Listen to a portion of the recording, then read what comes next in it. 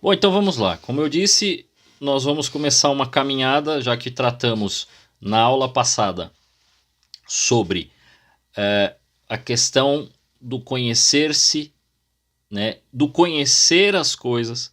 Né? E quando eu falo conhecer as coisas, é você entender a realidade à sua volta.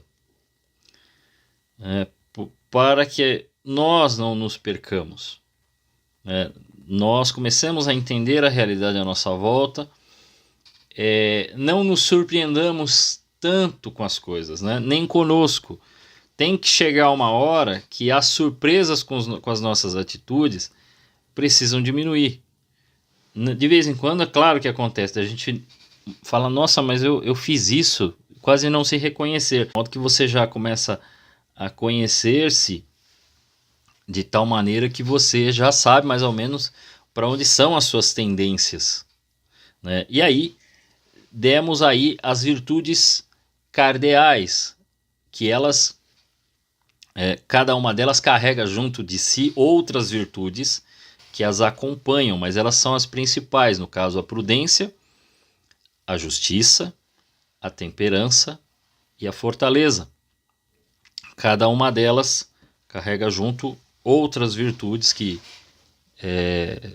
bom, aí necessitaria de um estudo até mais aprofundado para que a gente pudesse trazer muitas outras. A gente ainda falou de mais 3, né, da ordem, da magnanimidade e da humildade, né, mas poderia ter tantas outras que nós precisamos.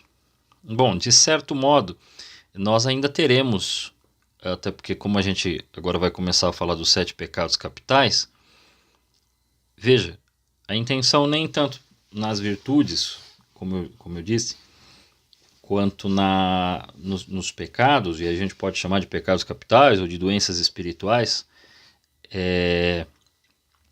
eles não são uma liçãozinha básica do você tem que fazer assim e depois assim. Não, vocês vão ver que eu vou, em cada um dos casos, mencionar como ele se relaciona no indivíduo, como é num relacionamento com pessoas, como isso acontece, e em alguns casos eu vou mencionar como isso também começa a agir de modo social, quer dizer, começa a agir num todo, começa a agir num plano geral das pessoas ou até num plano político.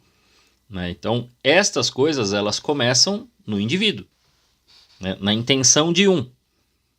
Elas ganham uma configuração ou ganham um posicionamento ou uma ação, uma atitude, alguma coisa no relacionamento com o outro.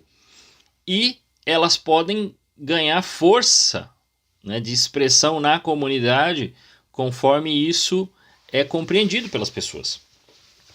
Né? Então, é daí que surge o que se chama de pecado social ou estrutural. Né? Chamá-lo estrutural num sentido como se existisse um sistema de pessoas que trabalha dia e noite pensando nisso seria um pouco exagerado, né? Porque aí a gente pode extrapolar a cadeia e começar a achar que existem culturas que já fazem desta maneira. Então isso propriamente você não consegue, mesmo que existam teorias sobre algumas situações assim, você não consegue provar. Né? Você não, mesmo quem existem algumas teorias, você não consegue provar. Mas é claro que um pecado social ele se forma assim. Né?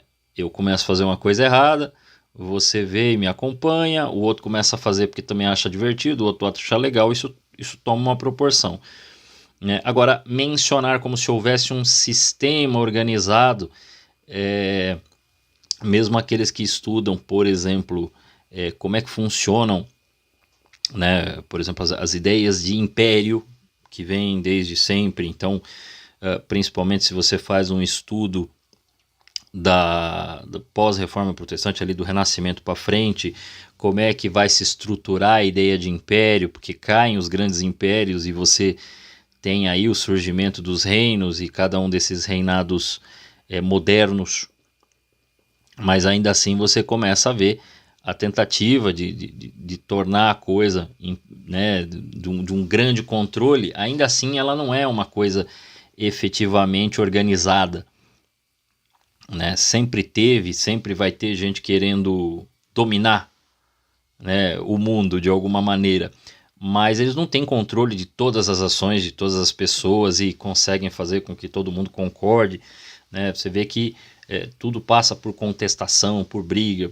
exatamente porque não se tem controle total de todos os meios. Existe um controle de poder por alguns meios, né? Mas não se tem controle total. Mas é em cima disso que nós vamos tratar. Então nós vamos passar por essas áreas, nós vamos mencionar muitas dessas coisas, e eu já começo dizendo para vocês que, apesar de eu dizer que são 7 pecados capitais, vocês vão ver que é um pouquinho mais do que 7. Você vai falar, como assim, Leandro? Você escreveu 7 pecados capitais? Né? São Gregório Magno definiu os 7 pecados. Tá lá, a gente tem na lista do catecismo, tá lá mencionado um a um. Como é que não são 7? Né? Para que a gente possa facilitar, eu não sei se vocês querem anotar, eu vou falar hoje com um pouco mais de calma, mas assim, nós temos, e eu costumo fazer, né, na lousa ou no flipchart, eu costumo fazer 3 bases, na qual eu separo em 3 grupos, né, mas em cima eu coloco um nome primeiro. Eu coloco um nome que não é muito conhecido aqui no Brasil, não é um nome muito utilizado, ainda que ele tenha a palavra em português, mas esse é um termo grego. O nome é Filáusia. Aí você vai falar, mas Filáusia é o quê? Calma que eu já explico. Né? Aí eu traço uma linha e abaixo eu ponho o primeiro nível.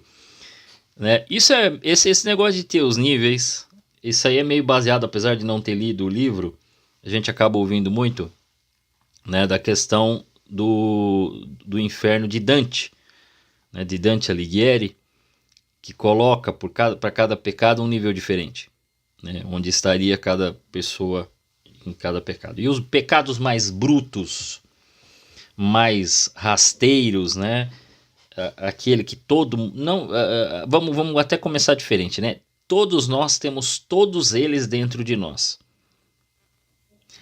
Essa é a consequência do pecado original.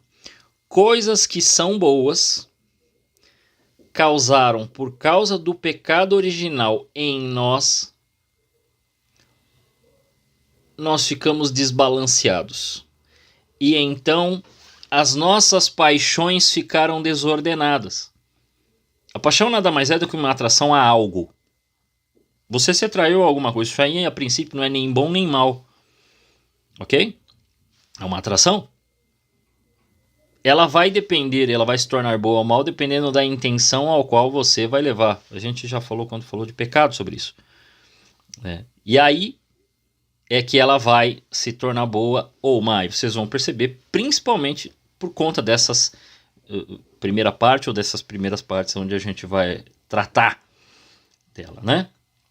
E aí nesta segunda base, né, que seria o primeiro nível, nós temos a gula, a luxúria e a avareza. Então são essas 3 primeiras aí que a gente trata. Ainda que eu vá falar do que é a filáusia. Fiquem tranquilos que eu vou daqui a pouco dar uma tradução que não é a melhor tradução para o português, porque eu acho que ela vai um pouco mais longe do que a gente acaba interpretando. O nível abaixo, a gente desce para mais 3, que é a ira, a preguiça e a inveja. Então essas daí já são um pouco mais refinadas. Elas muitas vezes ou são a tendência posterior por causa do pecado das de cima, ou elas é que estão provocando uma atitude diferente nas de cima. Então a coisa é assim. E depois, por último, temos a vanglória. Vanglória que eu divido em 2. Aí você fala, mas não era 7, agora tem 9. É mais ou menos isso, né? Então de 7 vamos para 9. Por quê? Porque a vanglória eu divido em 2 doenças espirituais ou 2 pecados capitais, que é a vaidade e o orgulho. Então, no fim a gente vai falar um pouquinho mais, você acaba tendo um pouco mais de coisa para falar. Bom, dito isto, vamos do começo. Além de que todos nós temos estas doenças espirituais dentro de nós, obviamente, no fundo de todas elas está o orgulho. O orgulho é o pecado do demônio. Esse foi o pecado que o demônio cometeu. Nós mencionamos lá, quando falamos da batalha dos anjos, o pecado do orgulho.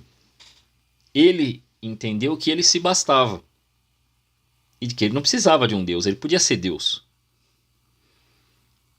Tanto que depois é o que ele oferece para Adão e Eva. Vocês vão ser como deuses.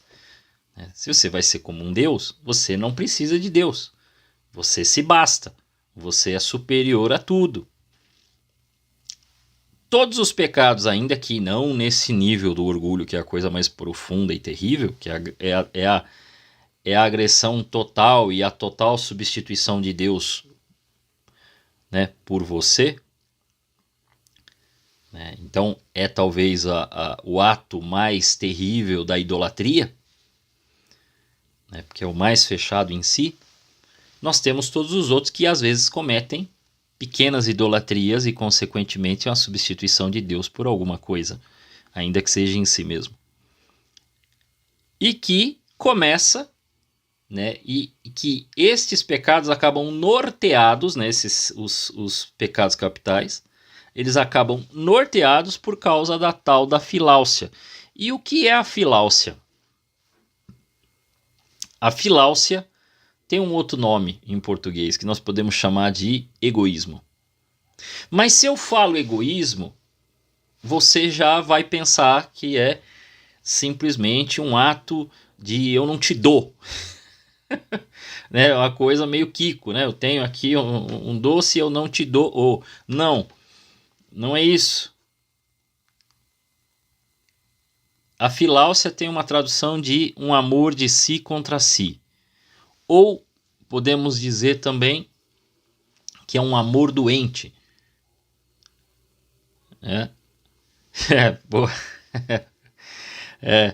Pois é. É um amor doente.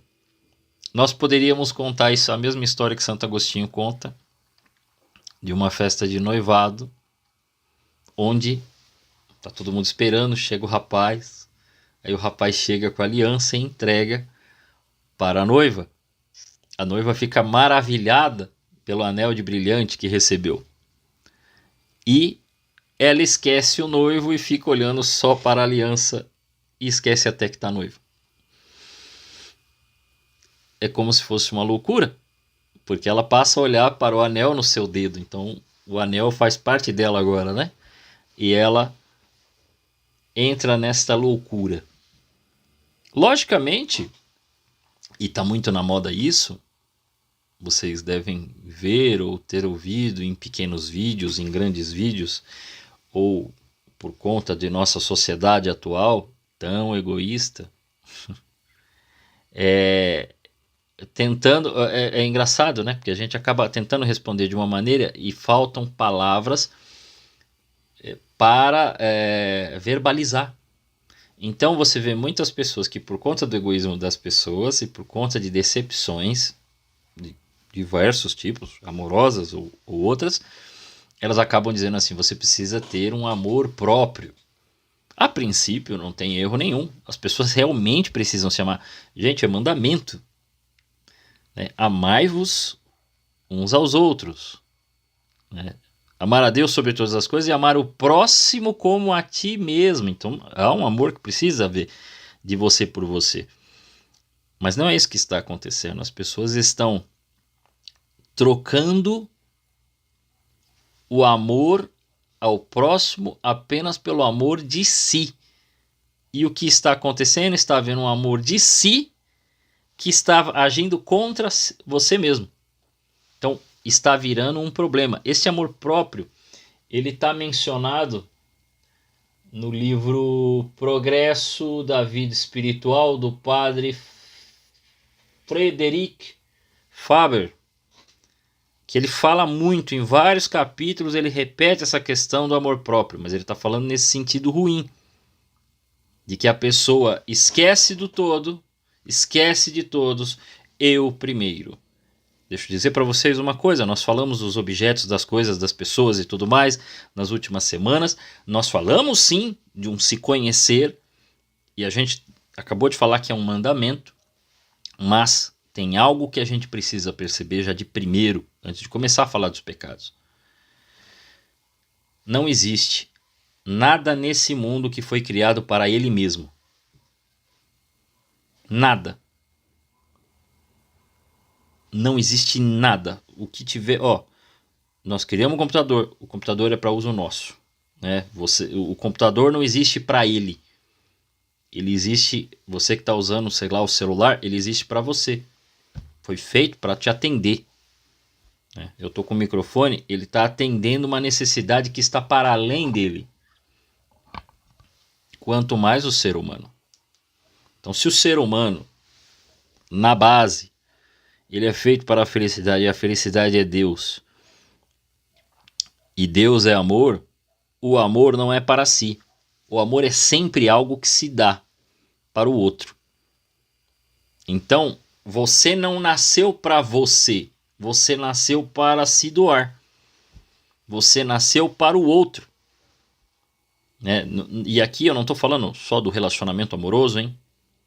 Eu falo de uma doação ao qual é natural do ser humano não viver para si apenas. Ninguém se faz sozinho, ainda que existam. Aquele negócio aqueles filmes mais antigos que era o lobo solitário, isso e aquilo, mas mesmo ele necessita de outras pessoas, tanto ele necessita que o filme só acontece porque aparecem outros personagens ou outras situações ao qual ele precisa fazer algo por alguém. A não ser que fosse um caso de sobrevivência e a pessoa está sozinha, ela vai tentando se virar, mas isso é uma das coisas que nos chama a atenção pela forma e pela dificuldade com aquele que ficou jogado sozinho num lugar, a dificuldade que ele tem para sobreviver no dia a dia, para conseguir viver e subsistir e cuidar de si, porque é muito difícil fazer tudo. Bom, dito isso, a gente já começa a entender que a filáusia, ela envolve todos os outros pecados ali. Se o orgulho está no profundo, comandando todo mundo, na superfície o egoísmo está ali. Porque todas as doenças espirituais, quando nos atingem, elas desvirtuam o olhar do ser humano para as coisas ou para as pessoas. E aí a gente já fica fácil, por quê? Porque a gente tem que começar falando daqueles que são mais brutos, a começar pela gula e pela luxúria. A gula nos tomará um certo tempo. Quando a gente fala de gula, a gente pode a princípio pensar que a gula é simplesmente comer muito. Só que a gula não está atrelada só ao comer, ela está atrelada ao beber também. Então, tanto o excesso de comida quanto o excesso de bebida é uma gula. Mas a gula também trata da sua falta. Então, a falta da comida ou a falta da bebida também é um problema. Porque hoje a gente já vê pessoas que vão para um extremo ou vão para o outro. Quando que Tomás de Aquino vai nos ensinar é que a virtude está no meio. E aí a gente volta àquilo que eu falei. Tá tudo dentro de nós. Mas poxa, Leandro, eu não sou uma pessoa comilona. Sim. Talvez você se controla, tem uma vida regrada de alimentação, E aí, ok. Mas é aqui que a gente vê. Comida é coisa boa? É. Quando fala da luxúria. Luxúria não. Sexo é uma coisa boa? É. Dinheiro é uma coisa boa? É. O problema é que estas coisas vão para os excessos ou para as faltas. E aí elas viram um problema. Então elas são coisas comuns, atrelada à nossa vida, aos nossos relacionamentos, às coisas que nós temos, e elas se perdem aí no meio do caminho. Então, de coisas que são boas e são importantes, nós acabamos também nos perdendo. E isso serve também para os outros pecados capitais. Porque, por exemplo, a ira. Ficar irritadão não é bom. Mas existe uma ira boa. Senão você não teria dentro de você a possibilidade de ter a virtude da coragem para encarar, ter força. Um atleta, a gente brinca, né? Você vê ainda mais em tempo de Olimpíada, né? O cara levantando o peso, o cara dá aquele grito, ou até para jogar o disco, para jogar o peso, né? O martelo, e dá até um grito. O que ele está usando ali? Toda a força dentro dele. A gente chama essa parte estomacal de faculdade irascível do homem. E veja, quando você está ruim do estômago, você pode estar com um pouco de febre, você se segura, está com um pouco de gripe, fica incomodado. Mas quando te ataca estômago junto, parece que retira toda a tua força de dentro, assim. Você não tem mais energia para nada. Porque realmente é ali onde está. Se você vê pessoas que fazem arte marcial, o cara dá um grito ali. Você precisa do descanso. Você precisa. Nem todos os momentos na nossa vida são felizes. Isso a realidade é clara. Então, encarar às vezes os momentos tristes, mas com Deus é uma coisa. Agora, a tristeza sem Deus, ela vira outra. Você fala, mas Leandro, tristeza não está ali nos 7 pecados capitais. Tá, é que ela foi substituída por um outro nome, pela inveja. Esse era o nome que se usava. E o medo de muita gente, né? Tem gente que pergunta, né? Ai, mas... pelo menos de vocês, o que eu acompanho não é o problema de vocês, mas a gente tem que falar. Tem gente que tem medo, vergonha, e devo me cuidar, devo me maquiar, devo... Não sei.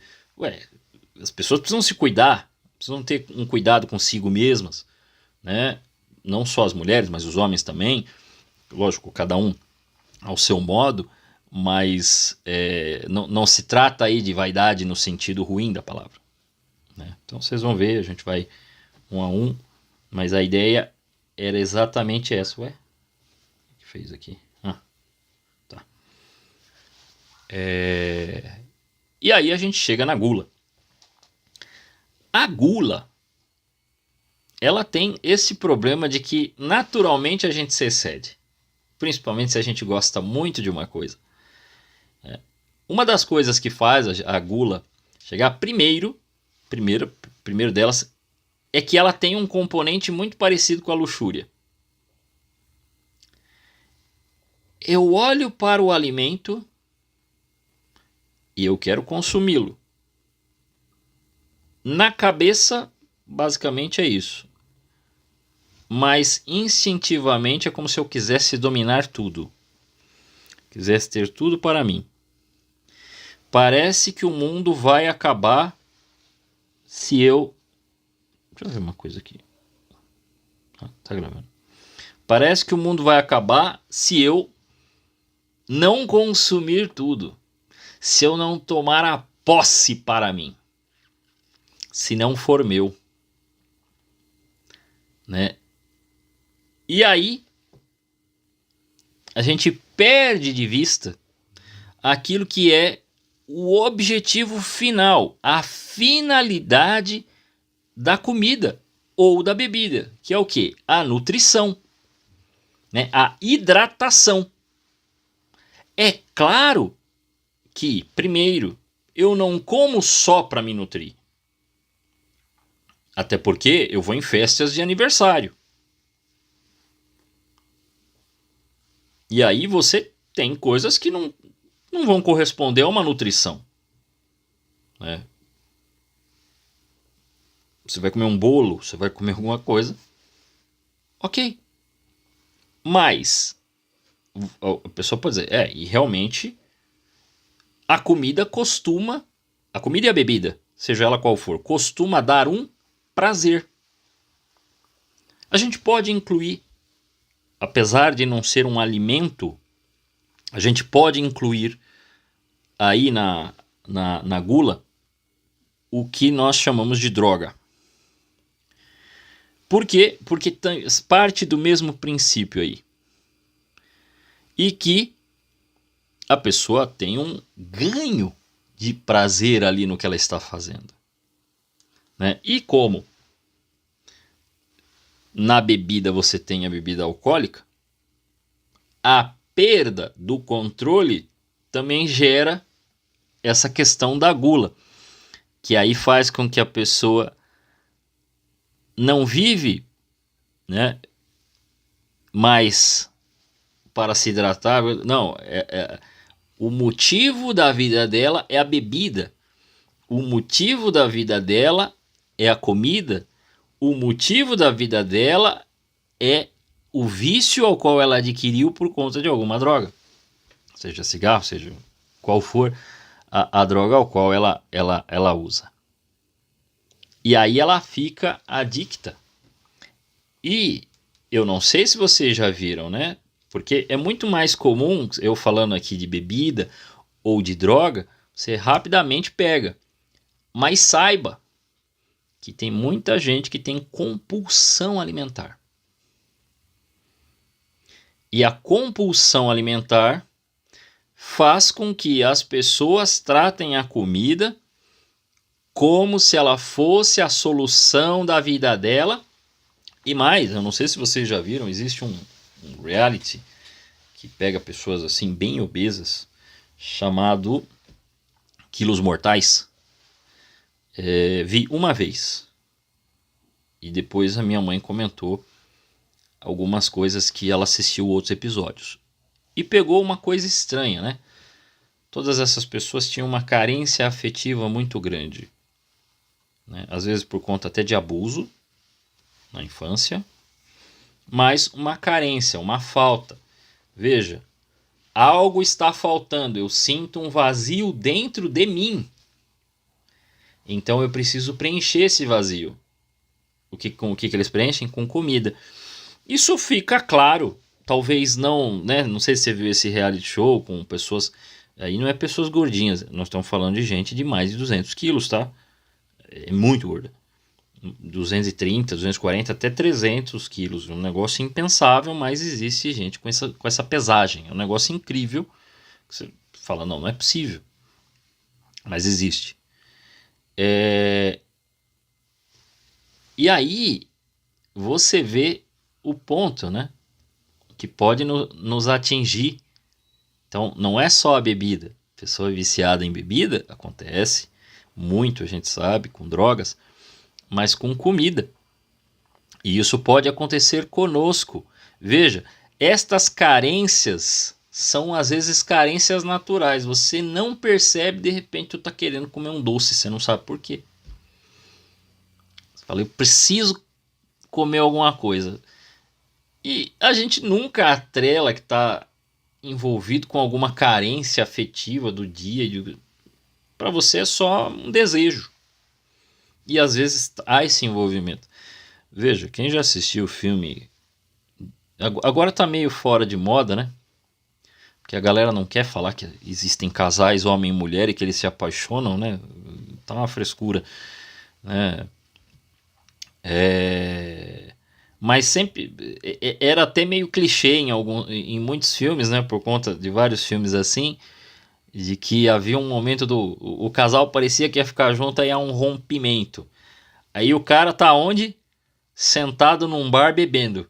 E a mulher tá onde? Assistindo um filme e comendo um pote de sorvete.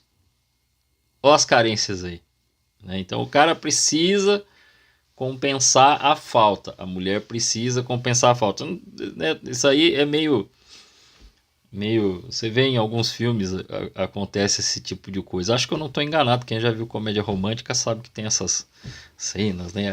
Aí mostra o cara lá com um copo de uísque e ele cabisbaixo, aí depois mostra a moça assistindo o filme, chorando e comendo sorvete. Muito clichê isso, né?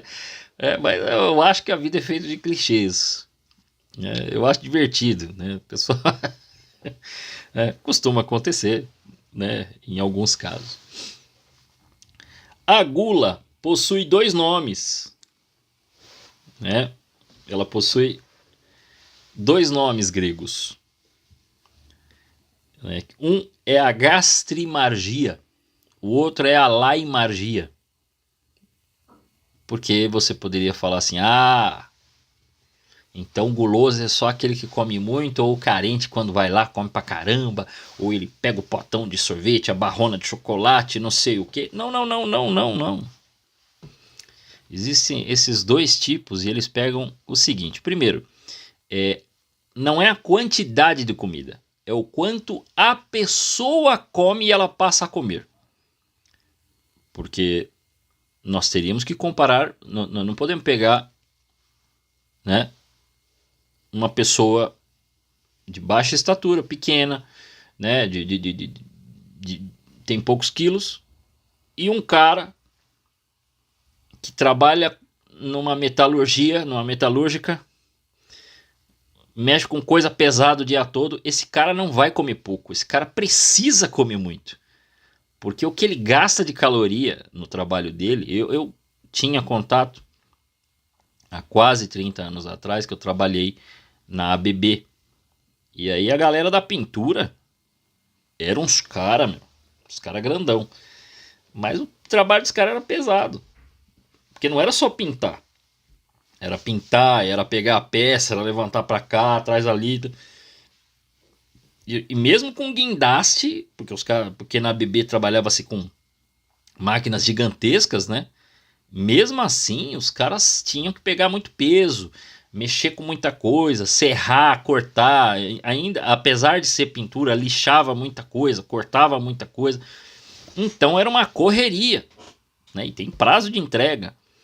Quando esses caras iam pro almoço, os pratos deles eram... Só que eles estavam comendo demais? Não, eles estavam compensando aí fisicamente uma falta que eles tinham por conta do trabalho deles, que era bem pesado. Então, essa comparação precisa ser feita. Mas a gastrimargia é a loucura do estômago. É aquela ao qual a pessoa não come para viver, ela vive para comer. E aí a comida vira o sentido da vida dela. E aí ela precisa comer muito. O grande problema dessas pessoas que comem muito é que ela começa a não sentir mais o sabor das coisas. Ela come demais, ela bebe demais e ela já para de sentir, ela não sente mais sabor. O sabor é o de menos. O importante é o x-tudão. O importante é quanto mais eu beber, mais legal. O importante é virar os olhos. Gastrimargia. Margia, tá? Tem um Rzinho aí, tá? Gastrimargia. Pega o paulistano aqui, margia. E vamos lá. Então, o importante para essas pessoas é a loucura da gula. Né? Eu preciso comer, eu preciso beber. Sabe aquela pessoa, ó, eu já vou juntar uma coisa com a outra. A gula com a vaidade. Bate a vaidade na pessoa e fala, nossa, bebi muito ontem. Né? E daí que tu bebeu muito? Por que tu tá se louvando aí por beber? Né?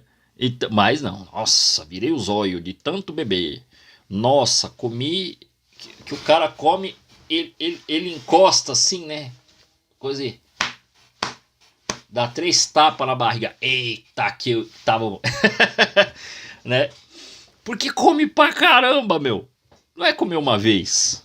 Né? Como eu disse, é um ato. Pode ter comido muito aquele dia. Mas é aquele que Direto, aí precisa, aí tem que dizer que come muito, tem que dizer que bebe muito, que entornou o caneco. Não, estávamos lá, né? Nossa, foi e acabei com tudo. Mas não é só isso.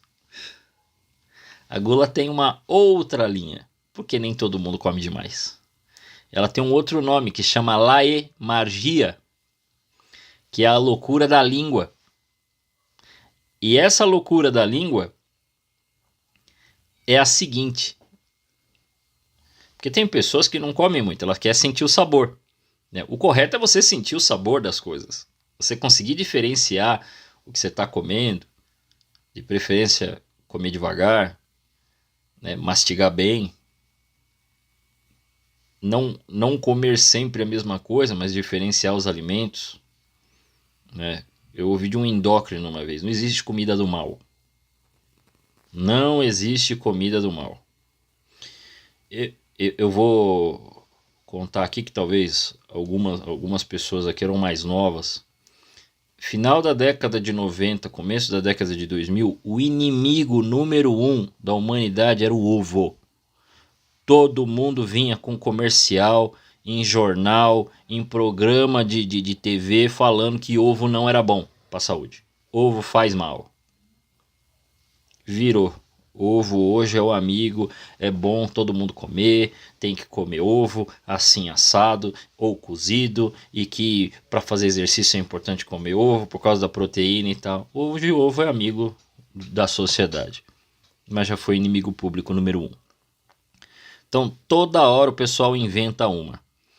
Não muito tempo atrás começaram a dizer que carne não presta, porque começou a campanha vegana. Carne não presta, não pode comer carne, porque carne é isso, carne é aquilo, peido da vaca, como é que é? Aumenta o CO2 e aí isso aí aumenta o aquecimento global e esse monte de pataquada.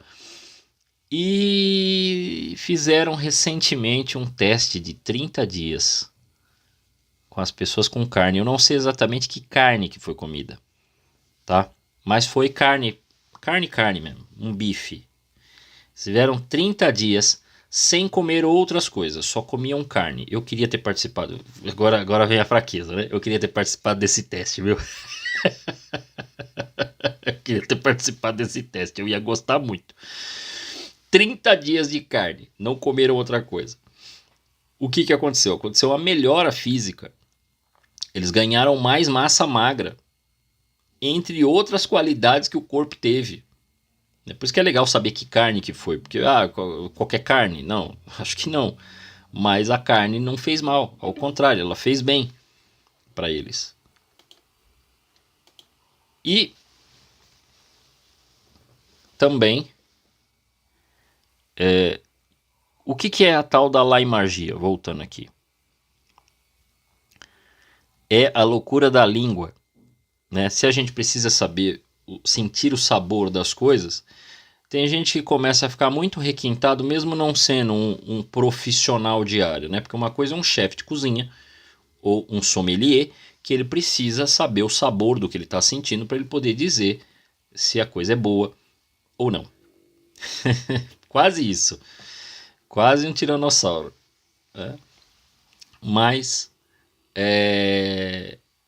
essas pessoas começam a ficar muito requintadas, então ela fica querendo só sentir os sabores e colocar na boca e ficar ali experimentando.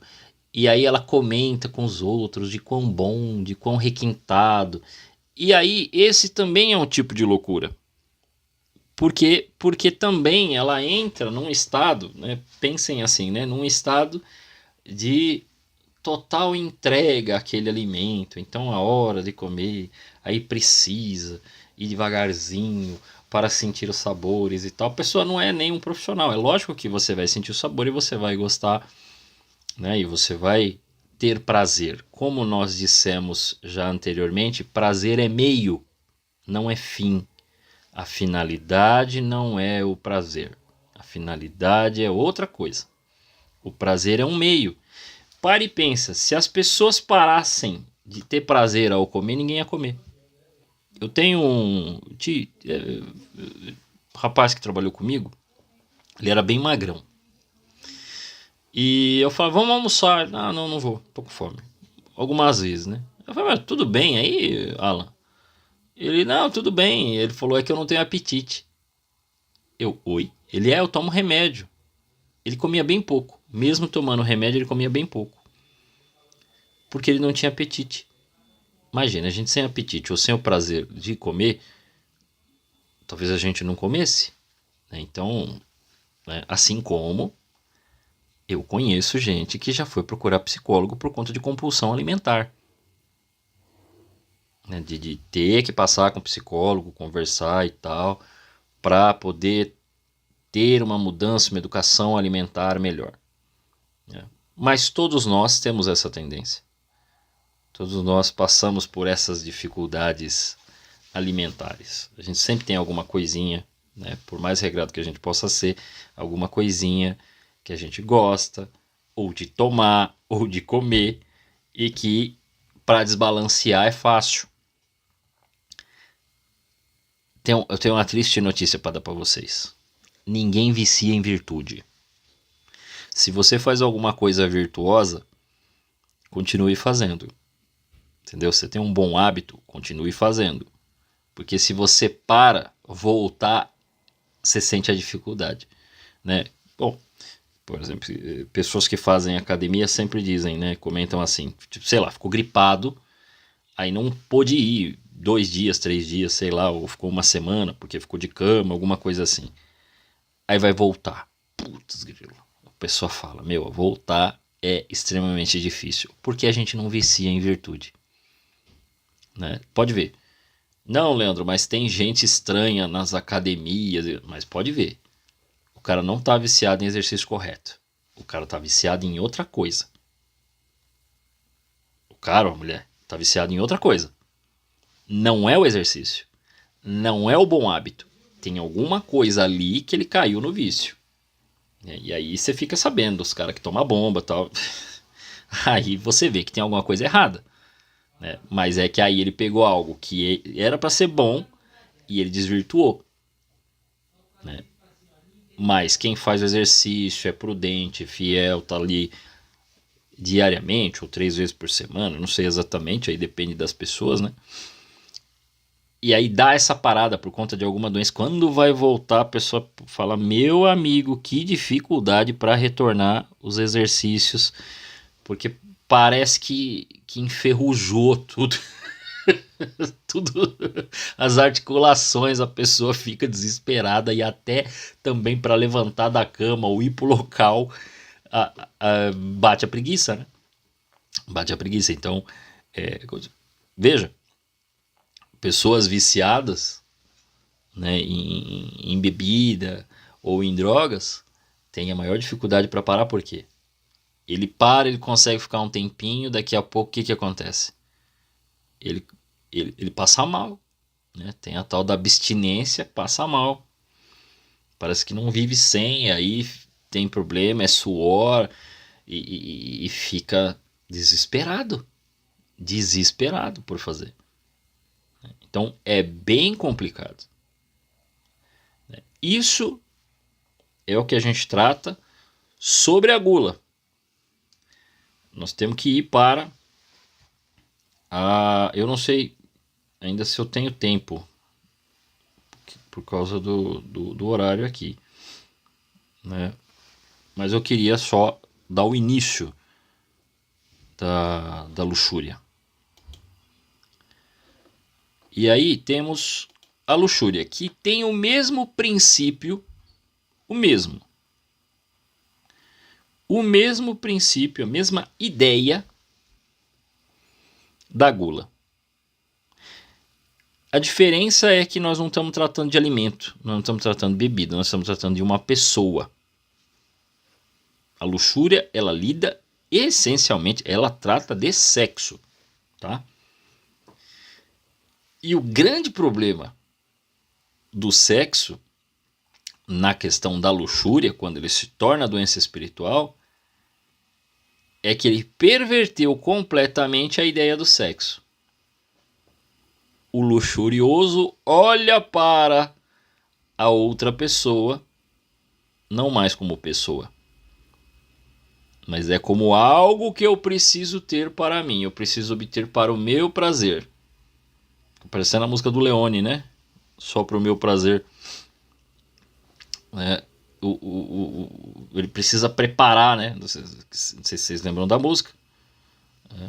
Que ele cantava quando ele era de uma banda chamada Heróis da Resistência. É o velho falando, né? Aí começa. E aí ele fala que preparou a menina, tudo, para o prazer dele. Né? Então tô pegando aqui de exemplo para vocês poderem ver. Então, qual que é a ideia? A pessoa perde o olhar, nós podemos dizer assim, perde o amor, perde a capacidade de amar, porque ele olha para outra pessoa como se fosse algo, não como se fosse alguém. Esse é o grande problema. E isso não é uma ideia apenas masculina. Ainda mais nos dias de hoje, onde você ouve o que as pessoas esperam nos relacionamentos, é um negócio assombroso de todos os lados, homens e mulheres.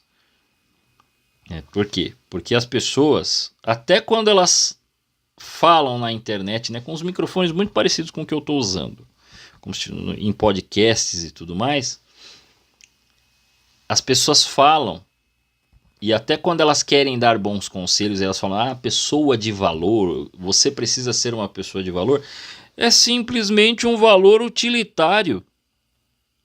Né? Porque você tem alguma coisa, ou porque você faz alguma coisa, mas não por quem você é. Pode ver. Quando alguém vai dizer, você precisa ser um homem de valor, você precisa ser uma mulher de valor, é só valor utilitário. O que você faz ou quanto você tem na carteira. Ó a avareza aí. Todo mundo ficou materialista de um dia para a noite. E pior ainda, no tempo em que estamos, e eu vou aprofundar esse assunto, não hoje, que eu acho que não vai dar tempo, nós estamos... Há algum problema de ficar mais alguns minutos, se caso cair a ligação da reunião, eu mandar o link para vocês de novo? Digam aí. Vai ficar mais uns 10 minutos, não dá também para... Tá bom, beleza, eu continuo. O grande problema que nós estamos enfrentando hoje, além desse utilitarismo bobo, porque o homem de valor, ele precisa ganhar tanto... As mulheres, gente, fica essas coisas, aí os caras, né, vêm com essa. E as mulheres, quando falam, por exemplo, você pensa assim, ela vai falar um negócio legal, porque ela tá falando de um casal aparentemente mais comum, né? Aí fala, não, porque o homem precisa ser o provedor. Provedor do quê? Tá falando de dinheiro também. Aí quando a gente vai ver as questões sexuais, virou performance. Olha, o que cada um faz no seu quarto lá, com o marido, com a esposa, é problema dele. Não vou entrar nessa seara, não. Mas as pessoas começaram uns papos, umas discussões, né? Que gente, eu não sei o que essas pessoas estão fazendo, né? Aí não é estranho encontrar hoje em dia jovenzinhos, e eu vou falar jovenzinhos para mim, que às vezes para vocês pode ter a mesma idade de vocês, né? Jovenzinhos de 23, 25, 27 anos tomando Viagra, né? Hoje eles falam Tadalafila, mas é o Viagra. Um cara de 25 anos, mas isso é impensável, um cara tomar um negócio desse. Com essa idade, desnecessário. Não há necessidade nenhuma de um cara tomar um negócio desse. Com essa idade, não. Né? Mas o porquê que ele precisa tomar? Porque o que vale é a performance. Ele precisa mostrar que ele fica 2 horas lá em cima da moça.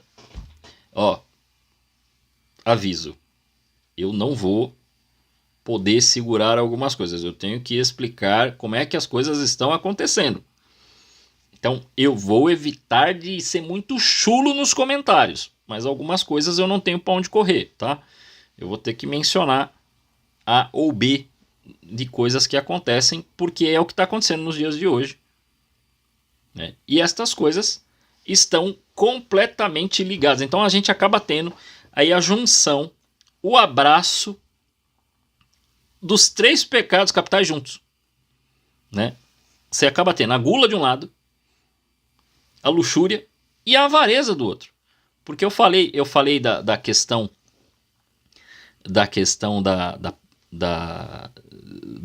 do valor, né? Que já não é um valor.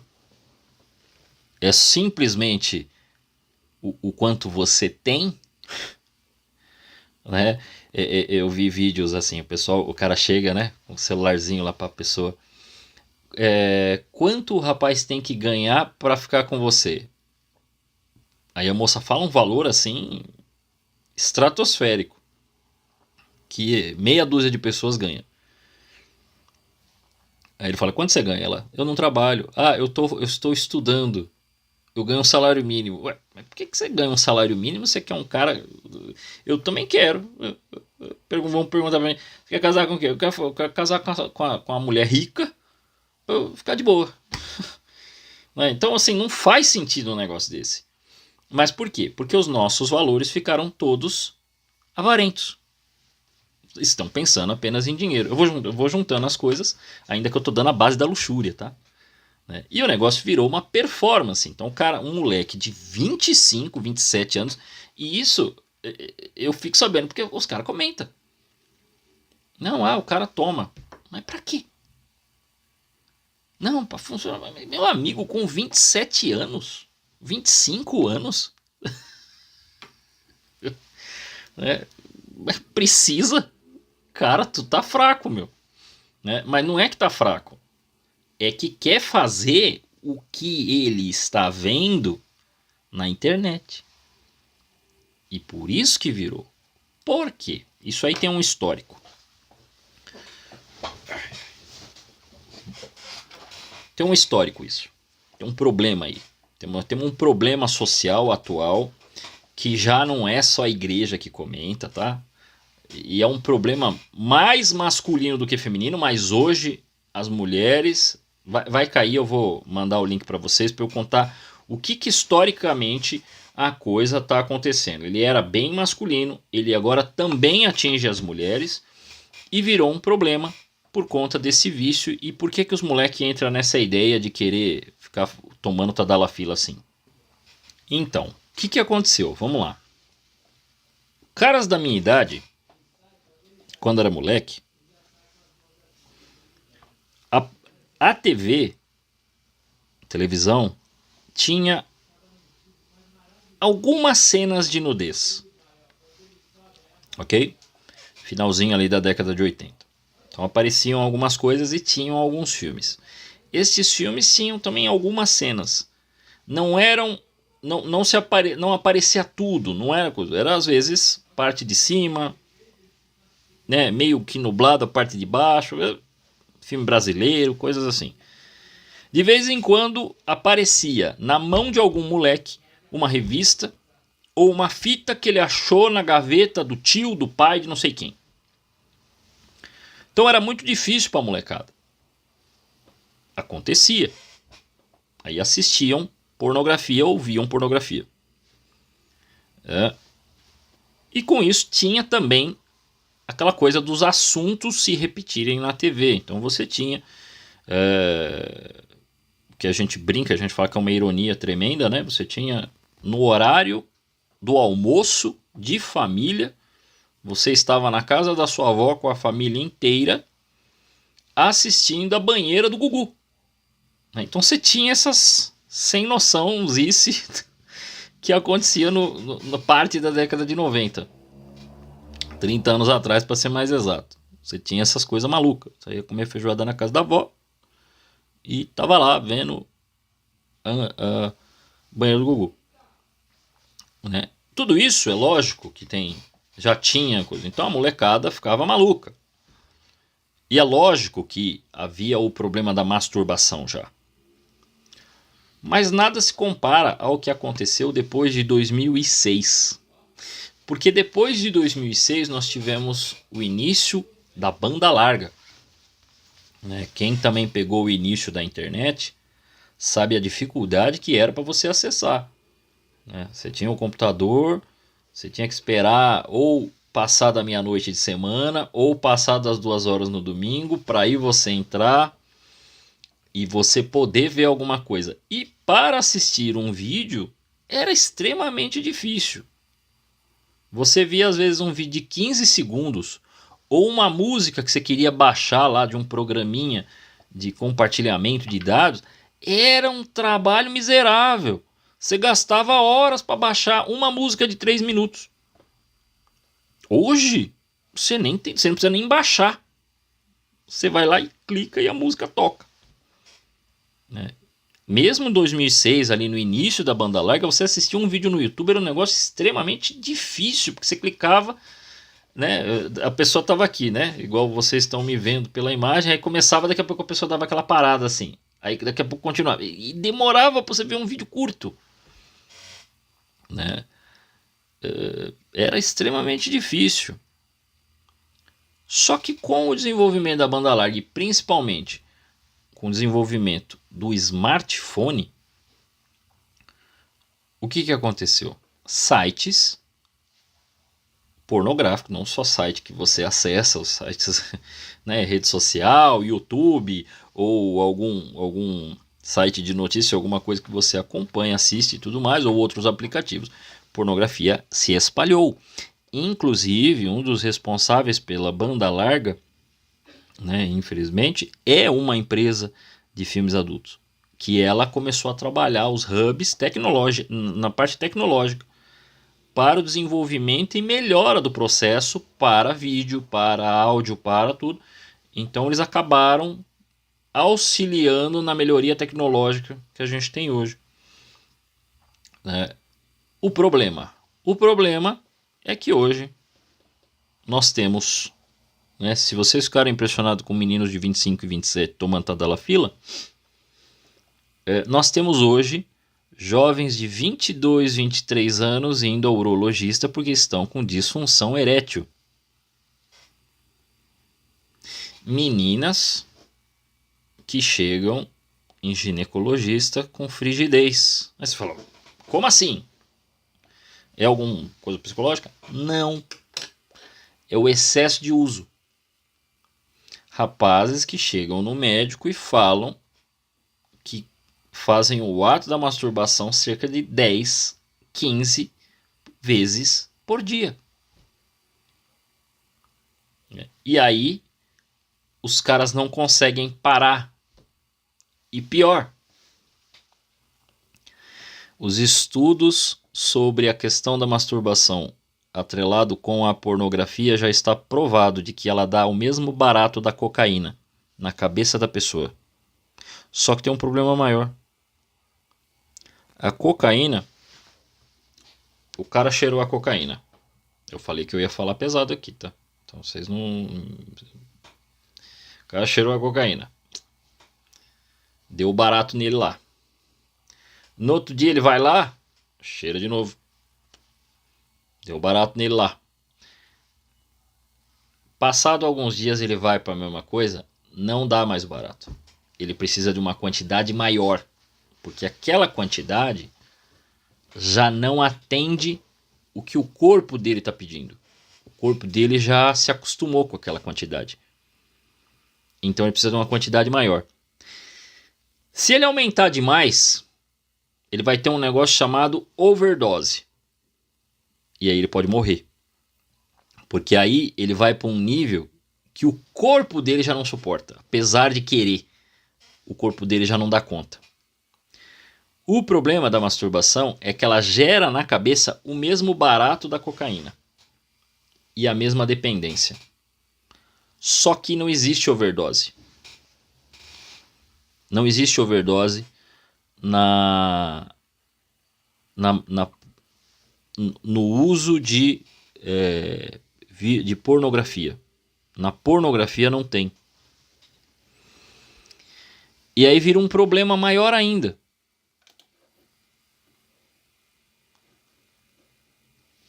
Porque agora,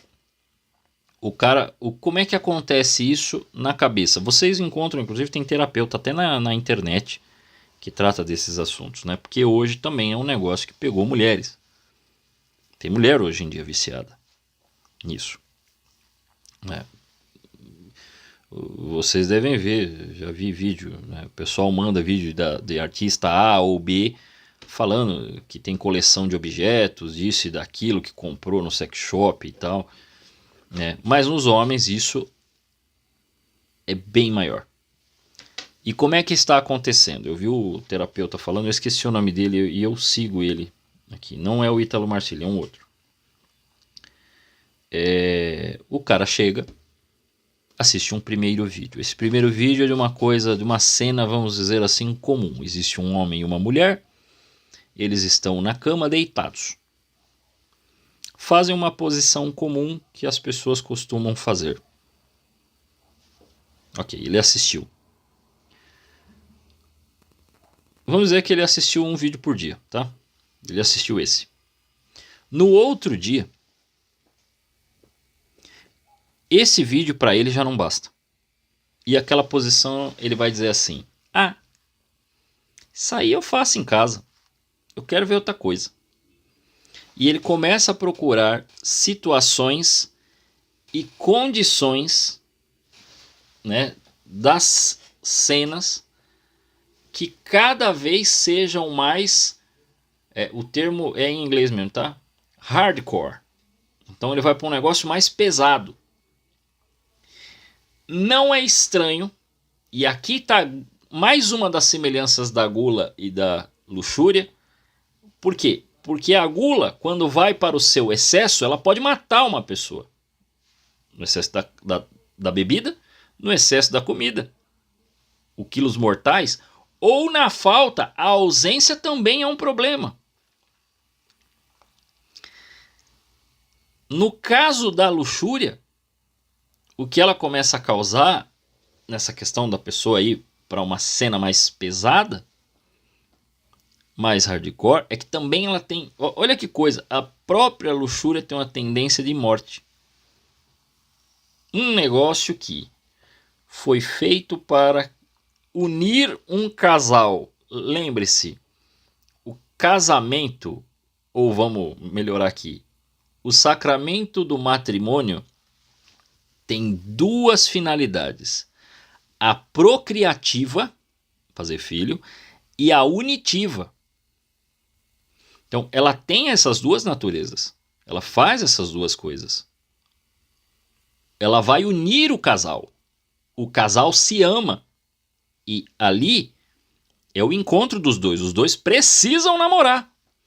Né? Quando para a turma da catequese de adulto, tem uns que vão legitimar, eu já dou a intimada neles. Eu falo, ó, vocês vão lá, vocês vão se casar na igreja, mas não acaba na igreja. Casamento é muito sério isso. A legitimação não, o matrimônio, aí seja a legitimação, ou seja, o pessoal é solteiro, vai casar lá e casou. A pessoa só está casada efetivamente após o ato. Né? Então, ela só acontece... Eu vou ler a pergunta. Ela só acontece após o ato. Entendeu? Se não houver a consumação, não está casado. Esse casamento é nulo. Entendeu? Então, se um casal casou, aí você fala, nossa, que sejam felizes. Aí sai com o carro, casamento lindo, maravilhoso, cheio de festa e tudo mais. E não teve depois, na lua de mel, a lua de mel, só viajaram para algum lugar. Esse casamento tá nulo. Esse casamento tem que ter a relação. Bom, isso aí tá marcado até no Código de Direito Canônico, para vocês verem. Dúvida: o excesso de sexo é um problema, mas a falta só é no casamento, né? Pois tem a castidade dos padres e das freiras. Sim, exatamente. O que acontece? O próprio Jesus fala, ó, algumas pessoas, pelo reino de Deus, deixam de ter a relação. Mas elas não deixam de ter virilidade.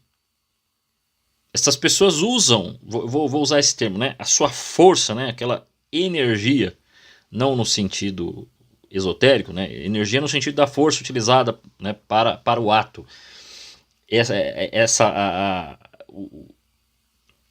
Que a pessoa tem naturalmente, né? Você tem dentro de você, né? O que dá o desejo sexual. Como é que os padres, as freiras têm que fazer? Eles têm que usar essa força deles para fazer a vontade de Deus. Isso é a castidade. Né? E se torna casta exatamente por quê? Porque purifica o olhar.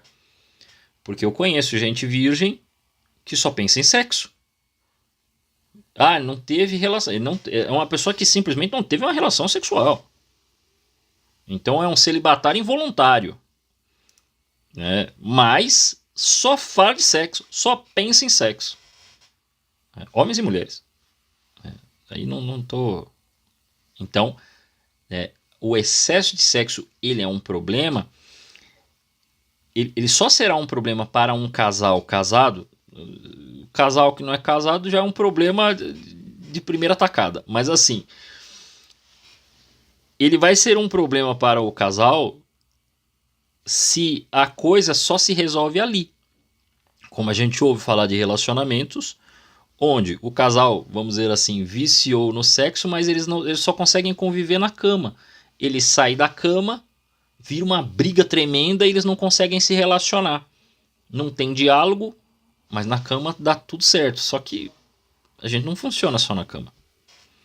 E os casados, que podem dizer melhor do que eu, sabem disso. Não é só a cama. Existem milhões de outras coisas que vocês fazem. Inclusive porque existe um negócio biológico que me parece que quando ocorre um ato sexual podem nascer bebês. Né? É muito comum isso. Né? Inclusive, é por isso que as pessoas têm prazer para o sexo, porque a finalidade, a segunda finalidade, além da união dos casais, é a procriação. Então, me parece que nascem bebês. E se nascem bebês, eles precisam ser cuidados. Né? E aí toma-se tempo. E aí tem esse sono, porque os bebês costumam acordar de madrugada. Né? E tem outras questões do dia a dia que aí o casal diminui a sua frequência. É natural. Né? O que não se pode perder nunca é o amor. Né? As coisas diminuem, né? Casal, quando casa, se empolga, assim, os dois se encontram, que parece o choque, né? Mas depois diminui, é natural que isso aconteça. O que não pode é zerar, né? Você chegar pro casal, né? O casal não conta, né? Mas você percebe que tem alguma coisa errada e quando alguns problemas estouram, a primeira coisa que acontece, o pessoal fala: um começou a evitar o outro. Fim do casamento. Então essas coisas precisam ter equilíbrio também na vida do casado. Mas aí, continuando a questão do problema deles, né? Dessas pessoas que estão viciadas e que o negócio é igual a cocaína. Eles começam a procurar coisas cada vez mais pesadas. Então, quer dizer, ele vai procurar posições, situações, e essas situações sempre são situações e posições que causam uma certa humilhação para o sexo oposto. Então vai se tendendo para um sadomasoquismo. Quando não, o cara chega no psicólogo, e eu vi o terapeuta comentando, o cara falando: eu gosto de mulher, eu tenho desejo por mulher. Aí o cara fala: mas qual é o problema? O cara fala: eu estou tão viciado em vídeos que já não tinha mais o que ver, comecei a ver vídeos com homens, né? Seja com homem ou travesti e tal, porque o cara já não consegue mais ter prazer, ou seja, quer dizer, não há uma ereção para assistir o filme e depois se masturbar com mulheres. Ele precisa de um negócio mais pesado. Então veja como a coisa também vai escalando. E qual que é o problema disso na prática depois? O problema, minha gente, é que os caras ficam no excesso, aí já começa a ter os problemas pessoais. Segundo problema, ele vai encontrar a namoradinha, ou a namoradinha também já tá viciada nessa porcariada, e os dois vão achar que tem que fazer daquele jeito que o filme faz, porque não se faz aquilo. E aí começa a performance, porque o pessoal começa, né, tem que fazer de um jeito ou de outro e tal, aí vira aquela maluquice. E as pessoas aqui no mundo real, né, são normais. Pode até gostar de uma coisa ou de outra, e eu falei, não me interessa o que as pessoas fazem na sua intimidade, mas quando entra nesse negócio aí vira uma loucura, né? E é o que está acontecendo. Por isso que os caras ficam tomando aí essa porcariada, porque ou já tá falhando, já tá dando falha, ou porque ele precisa chegar e mostrar que ele é igual o ator do filme lá, que ele viu lá um filme de 2 horas e ele acha que os caras ficaram realmente 2 horas fazendo, e a coisa não é bem assim. Porque quando você vai ver a realidade dessas pessoas, né, a realidade dos atores, e aí eu vi o testemunho de alguns convertidos, você vê que a ideia, o negócio é completamente diferente. Primeiro que as cenas são cortadas. Segundo, que esses caras também acabam tendo problema, os homens e as mulheres acabam tendo problemas fisiológicos por conta dessas cenas. Por mais que, mas faz exame disso e daquilo, mas acaba tendo problema fisiológico. O terceiro, e que além dos problemas fisiológicos, perde-se a capacidade de amar, né? Eu acho que todo mundo aqui conhece um ator, ele não é ator pornô, nunca foi, mas ele é um ator conhecido, veio para o Brasil recentemente, que é o ator Terry Crews, o Julius, né, o pai do Chris, ou eu não assisti muito Todo Mundo Odeia o Chris, mas eu assisti as Branquelas, então eu lembro dele como Latrell, né? Famoso Latrell.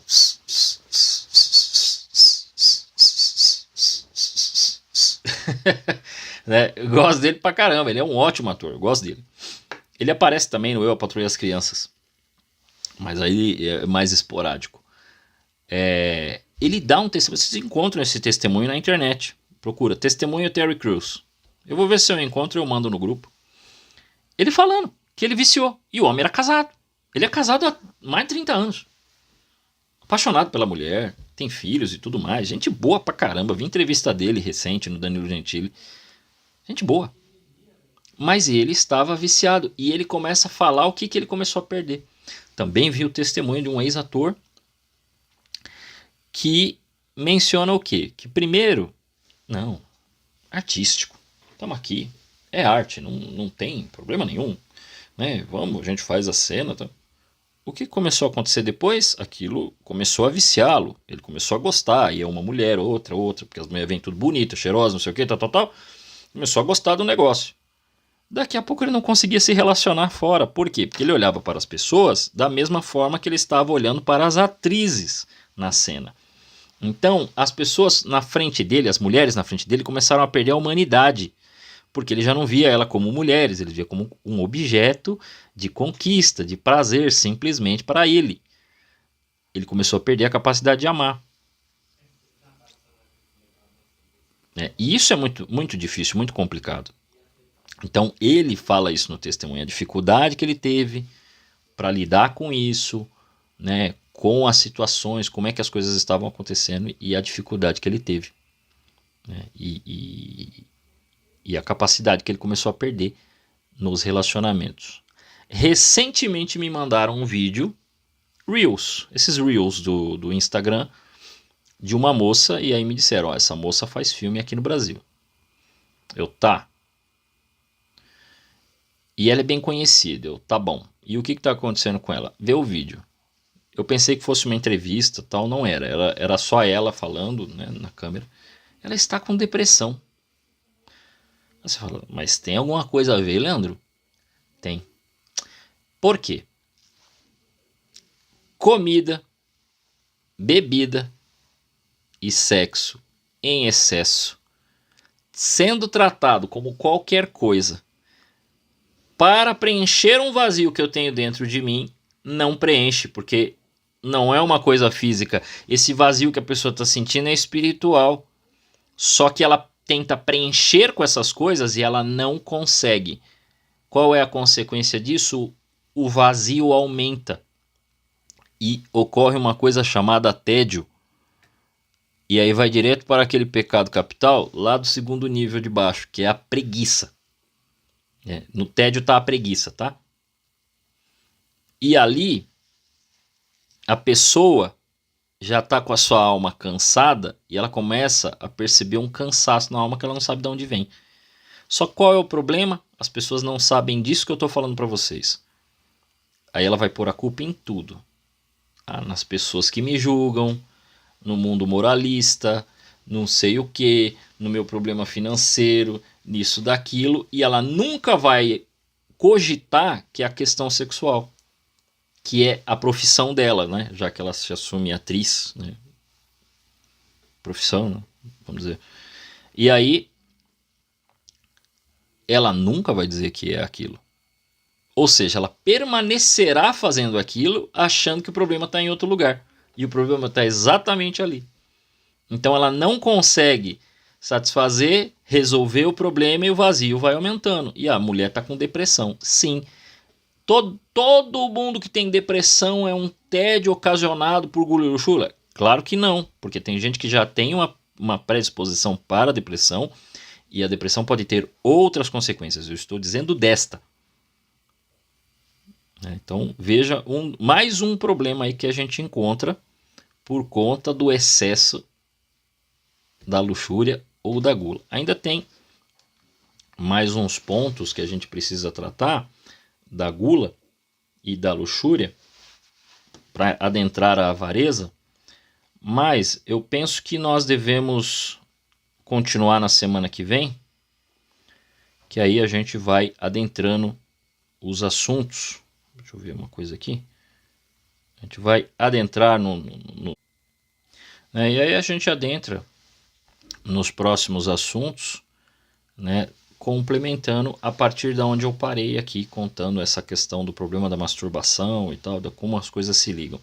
Porque ainda tem outras tendências, tem outros problemas, como isso se liga com a inveja, né, porque tem uma parte da inveja que toca aí nesses pecados, como isso se liga à avareza. E aí a gente vai falar como é que o dinheiro movimenta tudo isso daí, porque vocês já perceberam que tem um dinheiro gigantesco envolvido nisso, né? Mas não só nisso. E eu falei de um problema que atinge os homens, eu não falei do problema que atinge as mulheres, porque parecia que só atingia os homens até esse momento, assim, com grande maioria, com alguns casos de algumas mulheres que gostam disso, daquilo, tá, meio viciada nisso, compram uns objetos ali e tal, mas em tempos onde a pessoa consegue ganhar 100 mil só com foto de pé, né, as mulheres acabaram sendo atingidas em cheio nisso. E é o que a gente trata na semana que vem, tá bom?